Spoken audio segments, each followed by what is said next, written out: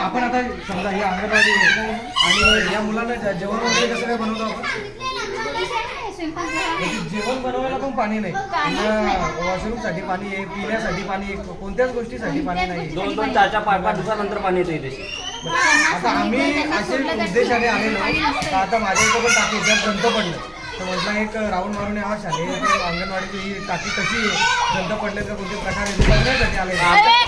Problem तो वेगळा आहे, तुम्हाला पाणीच नाही. 2.5 महिने झाले पाणी. पाण्याचं कसं आहे तुम्हाला सांगू का? आता 3 दिवसांनी पाणी एकदा आलं, त्यामुळे त्यांना सांगितलं, त्यांनी सोडलं.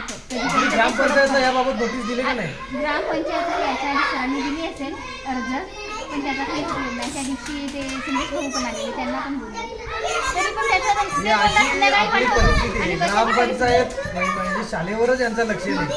आता फिल्टर लावलेलं आहे, पण पाणीच नाही, फिल्टर कुठून चालू करणार? काय कामाचे त्या गोष्टी? नाही केलं ना सरांनी आतमध्ये. मॅडम हा फिल्टर लावलाय कुठे? हा शाळेमध्ये फिल्टर लावलाय आणि किती कोपऱ्यात लावलाय बघा. तिथे पाण्याची व्यवस्था नाही, काय नाही.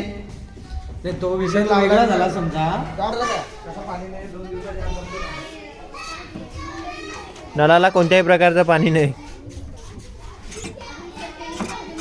ऐक नाही, पोरांना वॉशरूमला सुद्धा पाणी नाही. शौचालयासाठी पण पाणी नाही, पिण्यासाठी पण पाणी नाही.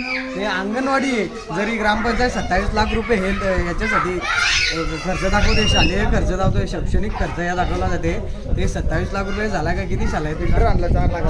2.5 महिने झाले पाणी नाही, पिण्यासाठी पण पाणी नाही. अशी अवस्था आहे शाळेची. अरे बारीक पोरांना बाथरूमला तर बाथरूमला जायला पाणी नाही. जिल्हा परिषद शाळा दिंकरपाडा. गेल्या 2.5 महिने इथे पाण्याची व्यवस्था नाही आहे. ना लहान मुलांना पाणी पिण्याची व्यवस्था आहे आणि ना बाथरूमला जाण्यासाठी पाण्याची व्यवस्था आहे. हे इकडे पाण्याची व्यवस्था बघून घ्या. कोणत्याच नळाला पाणी नाही येत. वॉटर फिल्टर बसवला आहे, फक्त नावाला बसवलेला आहे. ही जुनी व्यवस्था आहे. व्हिडिओ ठेवलीस ना ती एकत्र. ही पाण्याची व्यवस्था शाळेच्या टाकीतली. हे पाणी आपण आंघोळ करायला पण नाही वापरू शकत, अशी व्यवस्था आहे. ती टाकीची अवस्था आहे. पाणी इकडनं पडलं, इकडनं खालून येतो. नळाला याय पाहिजे तो इथूनच निघतो. हे झाले ग्रामपंचायतला याबाबत 100% उत्तर देणारच आहे. 2.5 महिने झाला जर शाळेला पाणी नाही ना, हे काय सामान्य नाही. भर पावसात छोटा विषय नाही हो. परत ती परिस्थिती काय? अरे ही लहान लहान मुलं आहे, त्यांना जर ग्रामपंचायतनी दिला का फिल्टर शौचालयासाठी? फिल्टर रस्त्यावर मुलं लहान आहे, विशेष नाही. आज दिनांक 21/8/2026 रोजी आम्ही आपल्या जीप शाळा मराठीमध्ये सर्व यंग पोरं आम्ही इथे येऊन व्हिजिट केली. का बाईंनी आम्हाला रिक्वेस्ट केली आज का आमची पाण्याची टाकी साफ करून द्या. पण इथे आल्यावर आम्हाला प्रत्यक्ष असं कळालं का गेले 2.5 महिने झाले या शाळेत कोणत्याही प्रकारची पाण्याची व्यवस्था नाही. लहान मुलं आपल्या पिण्यासाठी 1-1 बॉटल घेऊन येतात, तेवढंच. ते पण पाणी त्यांचा दिवसभर काय चालत नाही. दुपारी बाई त्यांना बाहेर पाठवतात पाण्यासाठी. जर त्यांना रस्त्यात कोणता अपघात झाला तर याचा जबाबदार कोण राहणार? आपल्या गावाच्या मराठी शाळेचा जर विकास नाही झाला तर कधी होईल? आणि मागेच आपल्या 15 ऑगस्टला विषय मांडला का आपली शाळा डिजिटल झाली पाहिजे. पण इथे पाण्याचीच अवस्था अशी तर शाळा डिजिटल करून फायदा काय आहे या गोष्टीचा?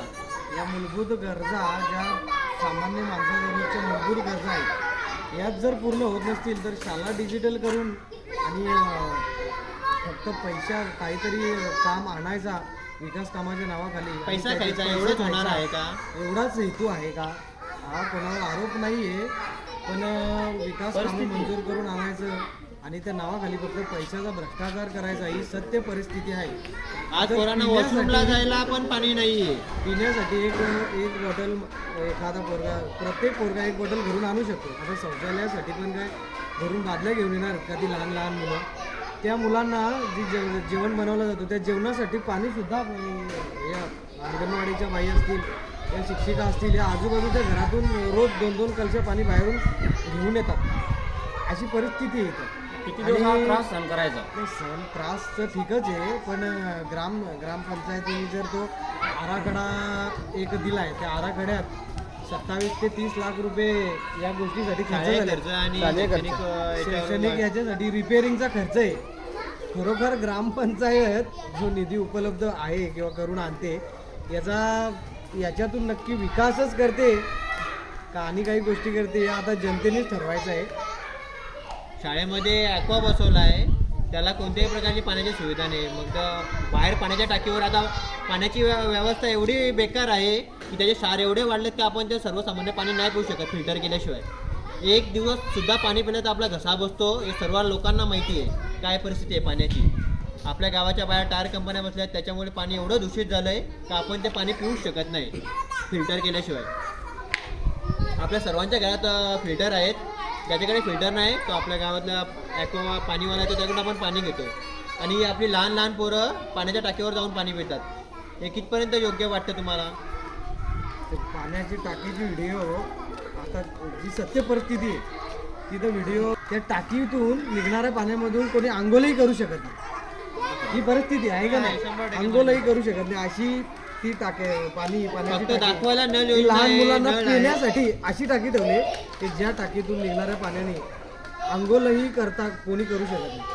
अशी पाण्याची टाकी पिण्यासाठी ठेवली. ठीक आहे, चल याकडून टाके.